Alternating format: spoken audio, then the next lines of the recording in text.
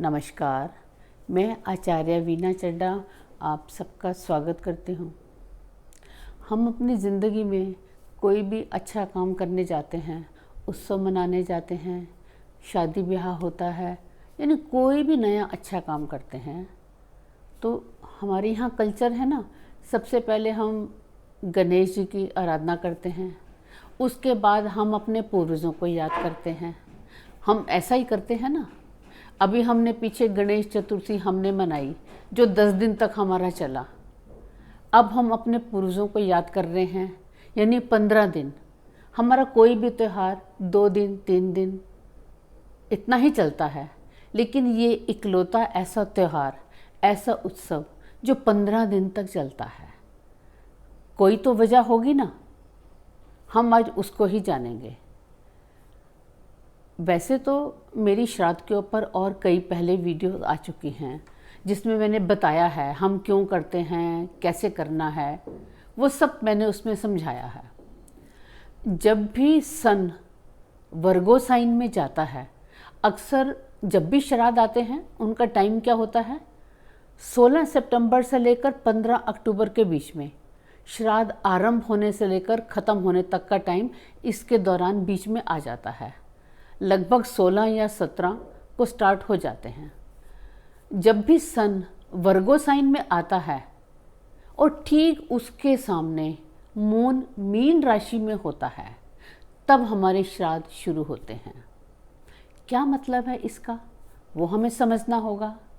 सन और moon 2 luminaries, Raja Rani, प्रकाश देने वाले, मन और आत्मा, ये दोनों एक वर्गो में, एक पाइसिस में, मीन में। वर्गो क्या है? वर्गो साइन हमारा रोग, ऋण, रिपु, और पाइसिस लिबरेशन, छुटकारा, मुक्ति, दान, डोनेशन। यानी जो हमें ऋण रिपु मिल रहा है उससे छुटकारा। अब हम रिपु को समझते हैं। मैंने बताया वर्गो साइन, रोग, ऋण, रिपु। हमारे शास्त्रों में और गीता में 6 रिपु का वर्णन है, यानी 6 तरह के शत्रु होते हैं। इन्हीं 6 शत्रुओं का सब जगह वर्णन है और हमारी ज़िंदगी के सारे दुख, दर्द, तकलीफ़ें का जो कारण है वो ये 6 रिपु हैं। अब 6 रिपु क्या हैं? काम। काम का मतलब डिज़ायर। जब हमारी डिज़ायर इलॉजिकल बढ़ जाती है। काम। क्रोध। क्रोध का मतलब एंगर। जहाँ एंगर की ज़रूरत नहीं है वहाँ हम एंगर कर देते हैं। काम, क्रोध। मद। मद का क्या मतलब है? ईगो, यानी मैं, घमंड। जहाँ हमें ईगो नहीं करनी वहाँ हमने ईगो कर दी। काम, क्रोध, मद, मोह। मोह का मतलब अटैचमेंट, जरूरत से ज़्यादा अटैचमेंट, मतलब अटैचमेंट के कारण, मद के कारण, क्रोध के कारण, डिज़ायर के कारण। काम, क्रोध, मद, मोह, लोभ यानी ग्रीड, लालच, लालच के कारण, और मत्सर्या यानी जेलस। 6 शत्रु हैं और हमारी लाइफ स्पैन की भूमि में, जमीन में, मिट्टी में जब इन 6 में से किसी का भी बीज डलता है, यानी जैसे हमने बीज डाला, हम बीज डालते हैं तो कुछ देर के बाद पौधा पैदा होता है। पौधे के बाद काफ़ी टाइम के बाद उसमें से फल फूल आता है। किसी का फल फूल जल्दी आ जाता है, किसी का देर से आता है, किसी के फल फूल आने में बरसों लगते हैं। यानी इट डिपेंड्स कि वो बीज किस चीज़ का है। उसी तरह से हमारे लाइफ स्पैन में जब ये 6 बीज हम डाले, इनके कारण, इन 6 के कारण हमने कोई ऐसा काम कर दिया। अब जो हमने काम कर दिया तो वो तो गलत काम है। उसका जब फल आया, यानी हमें उससे रिलेटेड कोई दुख, दर्द, पेन, यानी तन, मन, धन, शरीर, मन, आत्मा, किसी भी तरह का कोई ऋण, कोई हमारे पे जब दुख आया तो हम कराह उठते हैं, ये हमारे साथ क्यों हो गया, हमने ऐसा क्या किया था, मेरे साथ ही क्यों ऐसा हुआ। तब हम भूल जाते हैं कि इसका बीज तो हमने ही डाला था और उस बीज को डाल के हम भूल गए। अब वो फल बन गया, अब जब फल बना तो उसका तो हमको चखना ही पड़ेगा, चाहे वो दुख है या दर्द है, कैसी भी हमारी वो प्रॉब्लम है।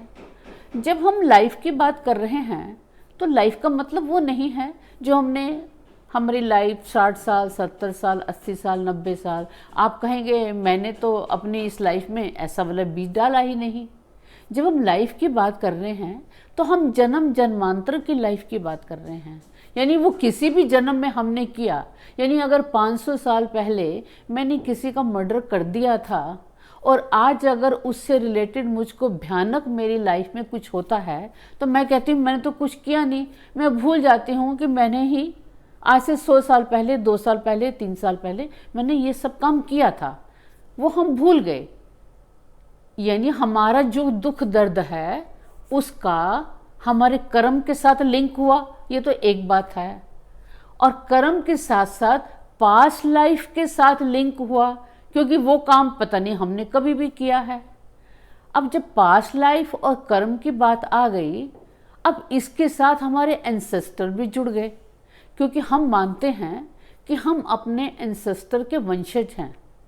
वंशज होने के कारण केवल ये नहीं कि हमने उनसे ब्लड लिया है या हमने डीएनए लिया है, ऐसा नहीं है। इसके साथ साथ ही जो हमारी आत्मा है, हमारी आत्मा भी उनके साथ, हमारी सोल के साथ मिली है। यानी हमारी चिप तो वही है, मोबाइल हमारा चेंज हो रहा है। यानी हमारी जिंदगी का एक रस्सी का सिरा तो हमारे हाथ में पड़ा हुआ है और वो दूसरी जो रस्सी का जो सिरा है वो हमारे पास्ट किसी भी जन्म जन्मांतर के साथ लिंक है, जिसमें वो काम हमने परदादा होकर किया, एज दादा होकर किया, एज पिता होकर किया या और कोई रिश्ता होकर किया, हमने ही वो ये सारे काम किए और उसी रस्सी के साथ वो आत्मा के साथ हमारा लिपटा हुआ आज हमारे साथ है। यानी जो हमारे साथ हो रहा है उन सब का हमारे पूर्वज के साथ भी लिंक हुआ। अब आप कहेंगे ये यहाँ तक तो बात मान ली, लेकिन अगर हम किसी को सेवा कर रहे हैं, किसी ब्राह्मण की, किसी गरीब की, किसी नीडी की, किसी रोगी की, किसी के लिए कुछ कर रहे हैं, तो उससे क्या फर्क पड़ेगा? क्या हमने जो गलत काम किया था, जो गलत बीज डाला था, हमने किसी का दिल दुखाया था, किसी को मार दिया था, किसी के साथ नाइंसाफ़ी की थी, किसी की इज्जत लूटी थी, किसी के साथ नाजायज किया था, क्या वो सब मुक्त हो जाएगा? मुक्त नहीं होगा। हमारे बैलेंस शीट में, बैंकिंग रिकंसिलेशन में जो वो एक एंट्री है, वो एंट्री हमेशा पड़ी रहेगी। वो एंट्री का रिवर्सल उसी के तरह का काम जब हमारी लाइफ में हमारे साथ होगा तो वो हटेगी। वो एंट्री वैसे ही रहनी है। आज आप कुछ भी कर लें, जो आपने किया है उसको तो आपने भुगतना ही है। फिर आप कहेंगे फिर हम क्यों करें, जब हमको भुगतना ही है तो हमने क्या करना है करके। आप एक बात मानिए, हमारी ज़िंदगी में हम में से 95% लोग ऐसे हैं जो अपने इंटरेस्ट के बिना जो भी काम करते हैं उसमें उनका सेल्फ इंटरेस्ट होता है, सेल्फ मोटो होता है। बिना किसी कारण के हम किसी के लिए कुछ नहीं करते। हम अगर किसी के साथ कुछ करते हैं तो उसमें हमारा स्वार्थ छिपा होता है। यानी जो कर्म अकर्म विकर्म है कि किसने मेरे साथ गलत किया तो मैं भी गलत करूँगा, या मैंने किसी के साथ गलत किया वो तो गलत कर्म हो गया, और जिसने जैसा किया मैंने भी किया वो कर्म हो गया। लेकिन जो विकर्म है, यानी मैंने कर्म क्रिएट नहीं करना, यानी मैंने अगर किसी राह चलते को हाथ पकड़ के सड़क क्रॉस करा दी तो उसमें मेरा ये मंशा नहीं था कि ऐसा करके मुझे इसका पुण्य मिल जाए। जो मैंने निस्वार्थ किया, मैं आज उस निस्वार्थ की बात नहीं कर रही, क्योंकि वो केवल हम 5% ही लोग ऐसे हैं जो अपनी ज़िंदगी में बिना किसी इच्छा के कर देते हैं। मैं उसकी बात कर रही हूँ जिसमें हम अपना सेल्फ इंटरेस्ट देखकर कर रहे हैं। जब मैं श्राद्ध में ये कहती हूँ कि 15 दिन अपने पूर्वजों को याद करके उनके लिए इसलिए करना है कि बीइंग हम वो पूर्वज थे और हमसे कुछ अच्छा काम नहीं हो पाया या हमसे कुछ गलत हुआ, आज हम प्रायश्चित करना चाहते हैं या हम एक अच्छा काम करना चाहते हैं, तो उससे क्या होगा? उससे 2 बातें होंगी। एक बात तो ये होगी, आपको अपने अंदर सुकून मिलेगा कि हमसे कुछ अच्छा हुआ। जब हम किसी के लिए कुछ अच्छा करते हैं ना, कुछ भी अच्छा करते हैं, तो हमको एक अजीब सी शांति मिलती है, हमारे मन में सुकून आता है, हमको एक चैन पड़ता है कि हमसे कुछ अच्छा काम हुआ है। दूसरा, उस जो हमने किया उससे किसी और का तो भला हो ही जाएगा, चाहे हमने अपने मन के सुकून के लिए किया, लेकिन उसका और किसी का भला भी हो जाएगा।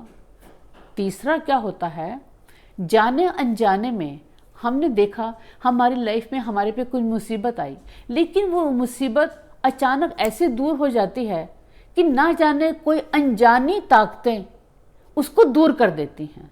वो अनजानी ताकतें क्या हैं? वही हमारी चेन है हमारी जन्मों की, यानी हमारी जन्मों की चेन में ना जाने कहाँ पे कोई अच्छा काम हो गया और वहाँ की ब्लेसिंग्स आ गई। और जब हमारी रूह कनेक्ट होती है, अपने पूर्वजों के साथ कनेक्ट होती है, तो हमें एक आशीर्वाद मिलता है, यानी हमारे अंदर एक सुकून मिलता है। हमको ऐसा लगता है कि कोई हमारे साथ है। जब हमें लगता है ना कोई हमारे साथ है, तो हमारे अंदर बहुत ताकत आ जाती है, हमारे अंदर हिम्मत आ जाती है। और एक हिम्मत ही तो चाहिए होती है। सुना है ना, मन के हारे हार हैं, यानी जब मन में हमारे एक हिम्मत आती है कि हमारी बैक बहुत स्ट्रांग है, अब हम बहुत कुछ कर सकते हैं, हमारे साथ हमारे माता पिता हैं, हमारे साथ पूरा नेचर है, तो हम सब कुछ कर पाते हैं। और क्या होता है, जब हमारे साथ कोई दुख आता है, कोई दर्द आता है, तो क्या होता है, आप बिलीव कीजिए, जैसे एक छोटी सी लाइन है, जब हम उसके आगे एक बड़ी सी लाइन खींच देते हैं, तो जो छोटी लाइन, जो हमारी लाइन है, वो और भी छोटी हो जाती है। यानी जब हम किसी का दुख दर्द दूर करते हैं, उसके कष्ट दूर कर रहे होते हैं, तो हमको एहसास होता है कि अरे हम तो बहुत सुखी हैं, हम बहुत भाग्यशाली हैं, हम बहुत ब्लेस्ड हैं, और दूसरे कितने दुखी हैं। हमारे अंदर एक सुकून आता है, और जब हमारे अंदर सुकून आता है, हमारे मन को शांति मिलती है, हम मेंटली स्ट्रांग हो जाते हैं। जब मेंटली स्ट्रांग होते हैं तो हमारे दुख तो वैसे ही दूर हो जाते हैं। जब इंसान मेंटली हेल्दी है तो वो दुनिया में वैसे ही कुछ कर सकता है। तो मेरा यही आपसे विनम्र प्रार्थना है, अनुरोध है, एडवाइस है कि अगर हम चाहते हैं कि हम अपनी ज़िंदगी में खुशहाल रहें, तो हम ऐसा अच्छा काम करें। जब हम एंसेस्टर की सेवा करेंगे तो हमारे आने वाली जो पीढ़ी है उनके ऊपर भी ये सब ट्रैवल करेगा, क्योंकि हमें जब हमारी संतान दुखी होती है तो सबसे ज़्यादा हमें तभी दुख मिलता है। लेकिन जब हम ये ब्लेसिंग लेते हैं, हमारे पास जब ब्लेसिंग आती हैं, तो यही ब्लेसिंग हम यही कहते हैं ना, हमें नहीं चाहिए, बस हमारी संतान सुखी रहे, और वही ब्लेसिंग फिर आगे तक जाती हैं। आप खुश रहें और मेरी पीछे की सारी वीडियोस देखें, श्राद्ध के ऊपर क्यों मनाना है, कैसे मनाना है। आप ब्लेस रहें और इन 15 दिनों में ब्लेसिंग प्राप्त करें। धन्यवाद।